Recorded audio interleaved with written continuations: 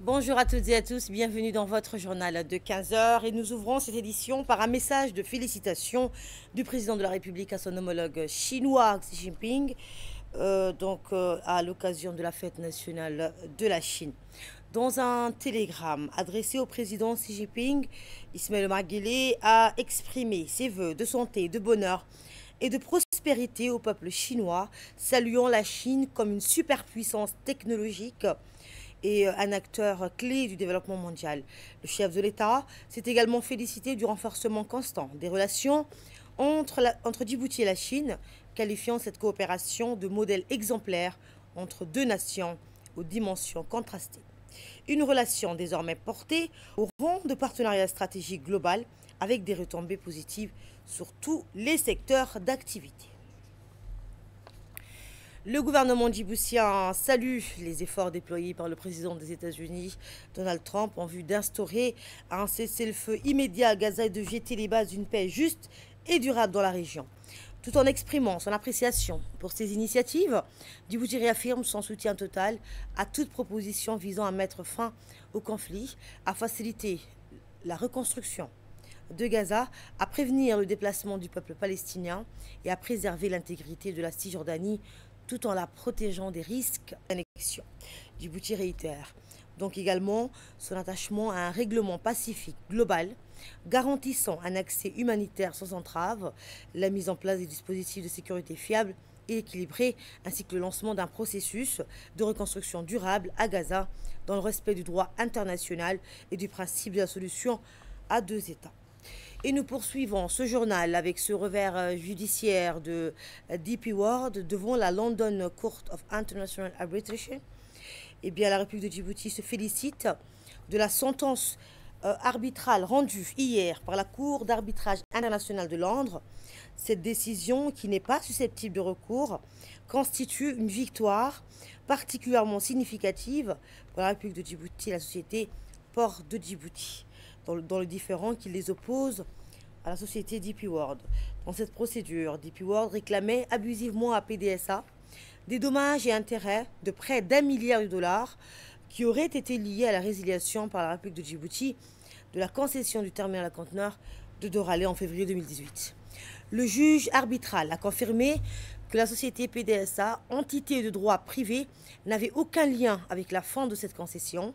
Cette résiliation relevait d'une décision souveraine de la République de Djibouti et PDSA donc n'était pas responsable des pertes invoquées par DP World. La demande de DP World a donc été jugée infondée et intégralement rejetée.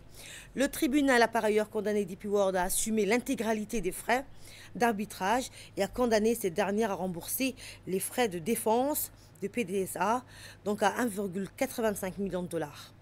Cette décision réaffirme une nouvelle fois les droits légitimes de la République de Djibouti.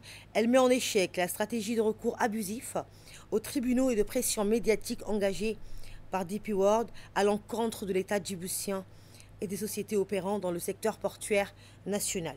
Le gouvernement donc réaffirme sa position maintes fois réitérée.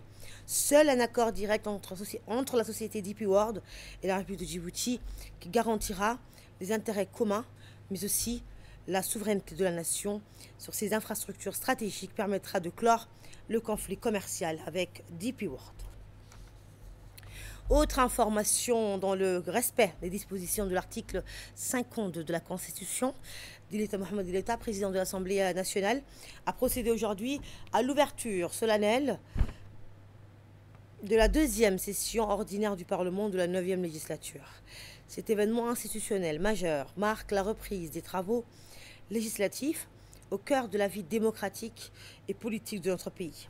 La cérémonie s'est déroulée dans l'hémicycle de l'Assemblée nationale, en présence du Premier ministre Abdelkader Kamel Mohamed, des membres du gouvernement, des députés ainsi que de nombreuses personnalités civiles et militaires. Était également représenté le corps diplomatique accrédité à Djibouti, les organisations internationales, les collectivités locales et les acteurs de la société civile. La séance a été ouverte par l'interprétation de l'hymne national, symbole de l'unité républicaine et de la fidélité aux valeurs de la nation, suivi du mot d'accueil du président de l'Assemblée nationale, adressé aux élus du peuple à l'occasion de cette rentrée parlementaire. À l'issue de son allocution inaugurale, le président de l'Assemblée nationale a rappelé que cette session, dite budgétaire, constitue un moment essentiel de la vie parlementaire puisqu'elle est consacrée à l'examen de la loi de finances conformément à l'article 51, alinéa 6 de la Constitution. Le président de l'Assemblée nationale a également souligné la nécessité de garantir la représentation de tous les segments de la société dans le processus décisionnel, l'importance de promouvoir la paix, la sécurité, la bonne gouvernance et le rôle du Parlement dans le renforcement des relations interparlementaires et partenariales. Sur le plan diplomatique, il a rappelé que la rentrée parlementaire intervient après un mois de septembre marqué par une intense activité diplomatique portée par le chef de l'État lors de l'Assemblée générale des Nations unies. Et à cette occasion, il a réitéré la solidarité indéfectible de la République de Djibouti envers le peuple palestinien et la position constante de notre pays en faveur de la solution à deux États et de la cessation immédiate des violences. Sur le plan institutionnel, il a annoncé que cette session verra également l'opérationnalisation du renouvellement des organes parlementaires conformément donc au règlement intérieur et en considération des 4 décennies d'existence de la Charte fondamentale de 1992 et saisissant l'opportunité de l'élargissement des nombres du Conseil constitutionnel. Il a fait part de la nécessité d'actualisation de certaines dispositions de cela dite charte. Et enfin, le président de l'Assemblée nationale a insisté sur la portée centrale de l'examen du projet de loi de finances initiale pour 2026, rappelant que cette prérogative budgétaire du Parlement constitue le socle même de l'action législative et de la vitalité démocratique. Et après le discours du président de l'Assemblée nationale, le Premier ministre a présenté la déclaration de politique budgétaire. Mais avant, écoutons donc le président de l'Assemblée nationale qui a rappelé aux députés que l'essence même de leur mandat est de veiller à ce que toutes leurs décisions convergent vers un objectif unique, servir les intérêts du peuple djiboutien. On l'écoute. Cette rentrée parlementaire intervient après des vacances d'été, durant lesquelles les députés ont poursuivi leur travail de proximité avec leurs concitoyens. Pour la République de Djibouti, la rentrée vient clore aussi un mois de septembre marqué du sceau d'une diplomatie intensive auprès de l'Assemblée des Nations Unies. Portée par le chef de l'État, son Excellence Ismaël Omar Guelleh, la voix de notre nation est prise de paix, s'est rangée comme elle a toujours été le cas aux côtés de la solidarité internationale, de la justice contre la loi du plus fort, des exactions génocidaires perpétrées dans la bande de Gaza et la Cisjordanie occupée. Dans 6 jours, cela fera en effet 2 années que les Palestiniens subissent des actes de crimes de guerre contre des civils, des campagnes de famine orchestrées, des assassinats, bref, des horaires inhérentes à une véritable stratégie d'extermination ou d'exil sans retour qui font fi des multiples initiatives infructueuses, considérant l'accroissement des postures et des actions entreprises par Israël, circonstances qualifiées par tous comme un génocide et une tentative d'extermination flagrante du peuple palestinien. La République de Djibouti, à l'instar de la communauté internationale, a réitéré son aversion du raisonnement du plus fort et a proclamé une fois de plus, par la voix du président de la République, l'attachement à la solution de 2 États et à de la cessation plus vite de la barbarie israélienne contre le peuple de la Palestine. Mesdames et messieurs, cette rentrée, outre la diplomatie nationale et le travail de proximité des députés précédemment évoqué, signale que la 9e législature rentre dans sa seconde et dernière moitié du mandat parlementaire qui a débuté en mars 2023 et prévu pour prendre fin 2028. En application des règles du règlement intérieur, le renouvellement des organes est effectué et sera rendu opérationnel dès l'entame de cette session. Autre sujet d'enjeu, le renforcement des relations institutionnelles est prévu dans l'agenda parlementaire. En l'occurrence, je porte à votre connaissance que j'ai été saisi d'une correspondance du président du Conseil constitutionnel, il y a près de 2 semaines, le 11 septembre dernier, avec pour objet l'éventuelle nécessité d'une réflexion relative au renforcement des organes de contrôle, par exemple l'accroissement du membre du Conseil constitutionnel. Permettez-moi de dire que c'est une sollicitude du Conseil en charge de l'examen de la constitutionnalité des lois témoigne de la place du premier choix occupé par le Parlement et notre commune adhésion au rôle, mission et prérogative de l'office des législateurs, dont la première et la principale consiste à voter la loi.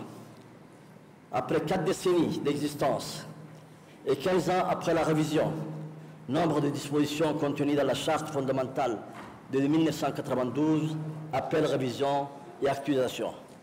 Cet encadrement idoine de la vie structurée et institutionnelle, il me semble venu le temps de jeter un regard nouveau. Et cette mission, nous allons nous y atteler avec inclusion, responsabilité et sens aigu des intérêts de notre nation. Et suivant la seconde partie du discours du président de l'Assemblée nationale, M. Deleta Mohamed Deleta. Monsieur le Premier ministre, chers collègues, cet état d'esprit est d'autant plus opportun, nécessaire que l'exercice budgétaire se profile pour la 3e fois en cette 9e législature.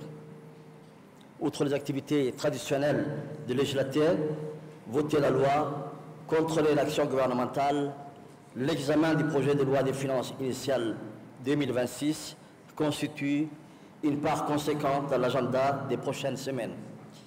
Mais cet exercice est plus accessible aux députés de la 9e législature grâce à l'expérience acquise lors des joutes budgétaires en pareilles circonstances et grâce aux séances d'information et l'acquisition des compétences organisées par notre institution et des partenaires comme les organes publics compétents dans le domaine des finances publiques.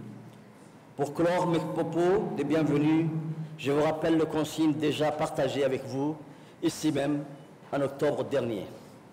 S'il est donc de notre rôle d'examiner la politique budgétaire proposée par le gouvernement, puis de se prononcer sur elle, nos choix budgétaires et les votes conditionnent l'action gouvernementale pour l'année prochaine. Cette prérogative, fondement de tout Parlement, est à la fois vitale pour les institutions et indispensable pour le développement de notre pays. Enfin, je vous recommande de penser à nos concitoyens, bénéficiaires ultimes de nos efforts, le peuple djiboutien, qui pour lui et en son nom, tous les pouvoirs publics, législatifs, exécutifs, concourent chaque jour à servir l'intérêt du service public. Je vous remercie de votre attention. Et après le discours du président de l'Assemblée nationale, le Premier ministre, M. Abdelkader Mohamed, a présenté la déclaration de politique budgétaire exposant donc les grandes orientations gouvernementales pour 2026 dans le cadre de la vision Djibouti 2035. On écoute le Premier ministre. Intervention donc que nous aurons dans nos prochaines éditions. Dans l'actualité également, le ministère de la Santé et le ministère de l'Économie et des Finances et de l'Industrie ont conjointement lancé aujourd'hui le processus d'élaboration des comptes nationaux de la santé, marquant une étape stratégique, une gouvernance sanitaire plus transparente, efficace et équitable. La cérémonie officielle a été présidée par le ministre de la Santé et le ministre de l'Économie et des Finances. Étaient également présents le secrétaire général du ministère de la Santé et le secrétaire général du ministère de l'Économie et des Finances et de l'Industrie, M. Abdelrazak Ahmed Idriss, aux côtés des cadres techniques et financiers des deux départements.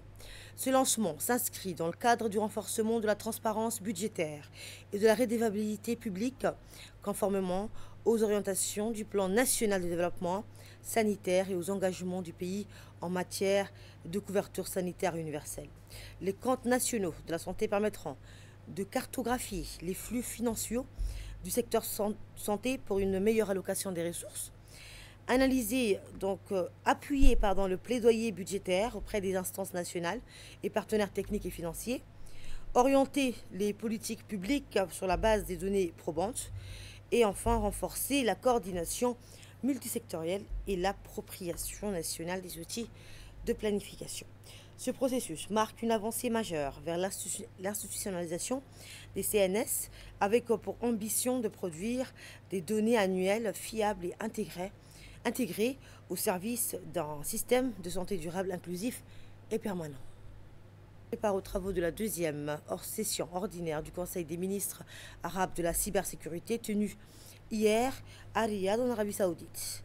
La délégation djiboutienne était conduite par l'ambassadeur extraordinaire et plénipotentiaire de la République de Djibouti, accrédité auprès du Royaume d'Arabie Saoudite, Jaïdine Saïd Bamakrama, M. Abdelrahman Saïd, conseiller du président auprès du secrétariat général du gouvernement, M. Moustapha Mohamed Ismail, directeur général de l'Agence nationale des systèmes d'information et de l'État, l'ANSI. Son allocution, l'ambassadeur a mis en lumière les avancées majeures réalisées par Djibouti dans le domaine de la cybersécurité, notamment l'adoption de la stratégie nationale de la cybersécurité, la promulgation du code numérique, l'organisation annuelle de la Semaine nationale de la cybersécurité. En marge de cette réunion, la délégation djiboutienne participera également au deuxième forum international de la cybersécurité prévu donc aujourd'hui et demain, le 1er et 2 octobre 2025 à Riyad, qui réunira des experts régionaux et internationaux pour aborder les grands enjeux de la cybersécurité à l'échelle mondiale. Dans l'actualité également, une cérémonie officielle s'est tenue à l'aéroport international de Djibouti pour la réception d'un don humanitaire offert par la Fédération de Russie à la République de Djibouti. La cérémonie s'est déroulée en présence de la ministre des Affaires sociales et des Solidarités, Mme Loufa Ismail Abdo, et de M. André Chanine, chargé d'affaires par intérim de la Fédération de Russie en République de Djibouti. Ce don réceptionné par une délégation composée de la secrétaire générale du ministère des Affaires sociales et des Solidarités, Mme Amina Ahmed Ouassama, et du secrétaire général du ministère de la Santé, Mohamed Ali Mohamed, donc s'inscrit dans le cadre du plan national de riposte à la sécheresse, donc déjà déployé par le gouvernement sous la conduite du chef de l'État, Ismaël Omar Guelleh. D'un volume total de 23 tonnes, cette cargaison comprend un ensemble diversifié d'articles de première nécessité. Il inclut des médicaments essentiels ainsi que du matériel médical pour soutenir les structures hospitalières. À cela s'ajoutent des denrées alimentaires de base, notamment des vivres et de l'huile végétale afin de répondre aux besoins urgents des ménages les plus fragiles. À travers cette initiative, la Fédération de Russie réaffirme son amitié et son partenariat avec la République de Djibouti. De son côté, le gouvernement djiboutien réitère sa détermination à poursuivre ses efforts de soutien aux populations affectées et à consolider ses partenariats bilatéraux et multilatéraux. Ensemble, ces actions traduisent une volonté commune de relever les défis humanitaires et climatiques auxquels le pays est confronté. Et nous retrouvons en prison l'intervention du chargé d'affaires par intérim de la Fédération de Russie en République de Djibouti. Aujourd'hui, nous assistons à la cérémonie de la remise d'une aide humanitaire russe au gouvernement et aux populations de la République de Djibouti, qui sont confrontées à une sévère sécheresse dans les zones reculées du pays. Cet événement, particulièrement marqué dans les régions de l'intérieur, a mis à rude épreuve les moyens de subsistance des communautés rurales, déjà fragilisées par les épisodes climatiques extrêmes récurrents dans la Corne de l'Afrique. À cet égard, le gouvernement de la Fédération de Russie a pris la décision de répondre aux besoins du gouvernement de la République de Djibouti et de livrer à l'État de Djibouti une aide humanitaire gratuite. Le cargo aérien contient 23 tonnes de matériel médical et des médicaments, des conserves de bœuf et de huiles végétales. Cette action témoigne des relations traditionnellement amicales et l'esprit de coopération qui existe de longue date entre nos deux États. Notre pays venait, vient et viendra toujours à l'aide des pays du continent africain en situation de détresse, et ceci de tout notre cœur. Écoutons à présent le mot de la secrétaire générale du ministère des Affaires sociales. Nous accueillons aujourd'hui à l'aéroport international de Djibouti un appui humanitaire de la Russie composé de 23 tonnes de médicaments, de matériel médical et de vivres, destinés à soutenir le plan national de riposte à la sécheresse. Comme vous le savez, Depuis plusieurs mois, la République de Djibouti a mis en œuvre, et sous le leadership de son Excellence le Président de la République, M. Ismaël Omar Guelleh, un plan national ambitieux pour répondre aux conséquences de la sécheresse et soutenir les populations affectées. Ce plan a mobilisé l'ensemble des institutions nationales afin de préserver la santé, la sécurité alimentaire et la dignité des familles impactées par les effets de la sécheresse. L'appui reçu aujourd'hui vient compléter le dispositif et s'inscrit dans la dynamique de coopération et de solidarité qui caractérise les relations entre nos deux pays. Nous considérons ce geste comme une marque d'attention portée à la situation humanitaire que traverse notre pays et comme un signal fort de la volonté de la Russie d'accompagner Djibouti dans ses efforts de résilience. Je voudrais réaffirmer à cette occasion que la République de Djibouti reste pleinement engagée à soutenir les familles affectées par les aléas climatiques tout en consolidant les partenariats bilatéraux et multilatéraux qui renforcent l'efficacité des actions gouvernementales. Mesdames et messieurs, les défis liés au changement climatique nous rappellent que les réponses aux crises exigent à la fois des efforts nationaux soutenus et des collaborations internationales constructives. C'est dans cet esprit que nous recevons aujourd'hui ce don et nous remercions vivement la Russie pour cette action de solidarité envers le peuple djiboutien. Cela témoigne des bonnes relations qu'entretiennent depuis de longues dates nos deux nations. Je vous remercie. Dans l'actualité également, le ministère de l'Environnement et du Développement durable, en collaboration avec le Transnational Red Sea Center, a organisé hier un atelier de restitution au Sheraton Hotel. Les travaux de cette mission, lancée en 2022, ont été conduits sous l'égide du ministère de l'Environnement et du Développement durable, en étroite collaboration avec les équipes du Transnational Red Sea Center, de l'Université de Djibouti, du CERD et de l'Agence Souverain Carbone. Cette mission s'est déroulée sur 6 sites stratégiques, à savoir Djibouti-Ville, Moucha, Maskali, Arta-Plage, Goubet, Tadjoura et Obok. Cette initiative a permis de réaliser un état des lieux rigoureux et exhaustif des récits coralliens en documentant avec précision leur biodiversité, leur intégrité écologique et leur répartition géographique, tout en identifiant les principales pressions anthropiques et environnementales telles que le blanchissement corallien, la pollution, la surpêche et les impacts liés au changement climatique.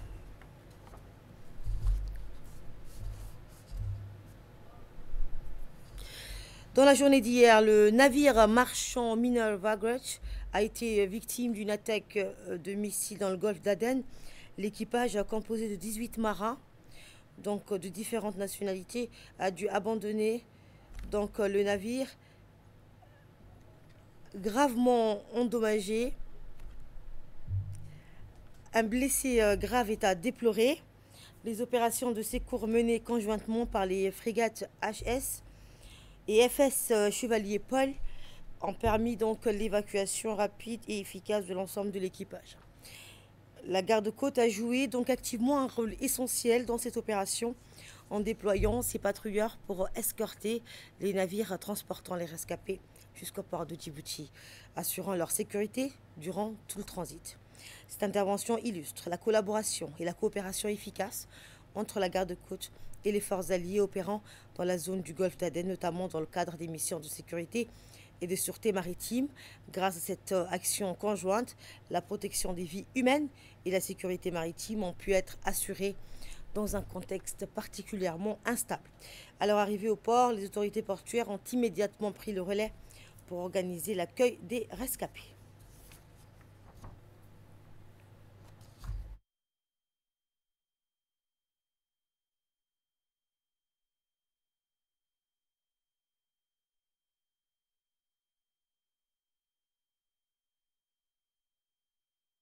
Dans l'actualité également, les associations Union des jeunes solidaires de Yoboki et Initiative pour le développement intégré des femmes de Yoboki ont organisé hier une cérémonie de remise des récompenses aux lauréats du baccalauréat de la session 2025 du lycée de Yoboki. L'événement s'est tenu dans le hall du conseil régional de Dikil, Dans leurs interventions, les différents intervenants ont salué l'excellence des lauréats et ont félicité les organisateurs pour cette initiative citoyenne visant à encourager la jeunesse et promouvoir la culture de l'effort et du mérite. L'accent a été mis sur l'importance de l'éducation comme levier de développement et sur la nécessité de soutenir les jeunes talents, en particulier en zone rurale. À l'issue des discours officiels, la cérémonie a été marquée par la remise de 10 ordinateurs portables aux 10 meilleurs bacheliers du lycée de Yeboki en reconnaissance de leurs efforts et de leurs brillants résultats. Cette initiative vise à les accompagner dans leur parcours universitaire et à leur offrir les outils nécessaires pour réussir. Les deux associations ont réaffirmé donc leur engagement à œuvrer pour le développement de la sous-préfecture de Yeboki et à continuer d'investir dans la jeunesse à venir de la nation. À cette belle organisation qu'on voit aujourd'hui, je suis fier et sincèrement touché. Donc, c'est justement montrer aussi l'importance de cette cérémonie. On est fiers, Yeboki est fier. Je suis fier de voir nos bacheliers cette année réussir. S'il y a des années passées, s'il y a eu un peu d'échecs, mais on a su relever donc et montrer aussi donc que nos enfants peuvent aussi donc, si on met un effort, donc ils peuvent aussi réussir. Et Inch'Allah, on va continuer sur cette voie. Et donc, je remercie aussi les organisateurs des deux associations qui sont ici présents. Dans l'actualité régionale, à présent, l'Office national des statistiques du Kenya a annoncé que l'économie nationale a enregistré une croissance annuelle de 5% au deuxième trimestre 2025, marquant une hausse notable par rapport aux 4,6% enregistrés durant la même période l'année passée. Et au moins 35 Palestiniens, dont une femme enceinte et des enfants, ont été tués lors des attaques menées par l'armée israélienne dans différentes régions de la bande de Gaza selon des ressources sanitaires. Dans la zone du corridor de Netzarim, au centre de Gaza, 18 Palestiniens ont trouvé la mort par les tirs israéliens alors qu'ils attendaient de l'aide humanitaire et 33 autres ont été blessés. C'est la fin de cette édition. Merci de votre fidélité.